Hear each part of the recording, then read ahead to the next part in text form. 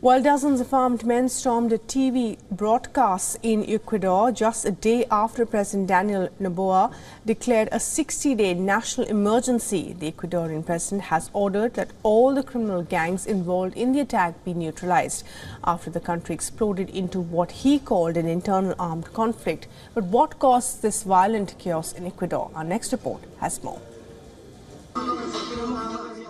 Armed men in balaclavas interrupted a live TV broadcast in Ecuador on Tuesday. They stormed the studio a day after President Daniel Noboa declared a national state of emergency, which he later followed with a decree listing 22 gangs as terrorist organizations. The masked men were seen telling staff of the television station TC to get on the floor.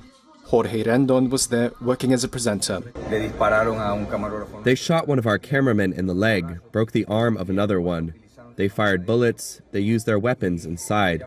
The police were alerted and the police came in minutes, surrounded the TV station and the tactical units intervened. They shot. The subjects were heavily armed, had long-range weapons and wore balaclavas.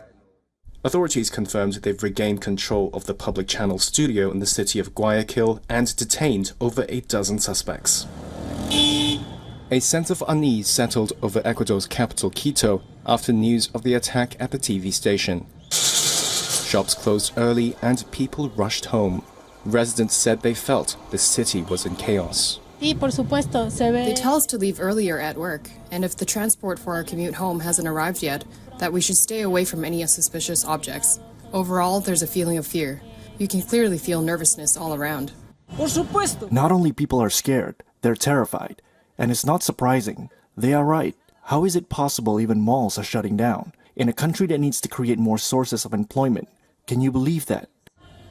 The TV station attack was the latest in a week of chaos in Ecuador. Over the weekend, Adolfo Macias, the powerful leader of the Los Choneros criminal gang, apparently escaped from the prison where he was serving a 34-year sentence. Meanwhile, there were instances of violence in other prisons, kidnappings of police officers and explosions, including car bombs reported across the country. On Monday, President Noboa declared a 60-day state of emergency and a day later declared the situation an internal armed conflict. Ecuador's military now patrol the streets at night. A curfew has been imposed across the country. Peru on Tuesday declared an emergency along its northern border with Ecuador.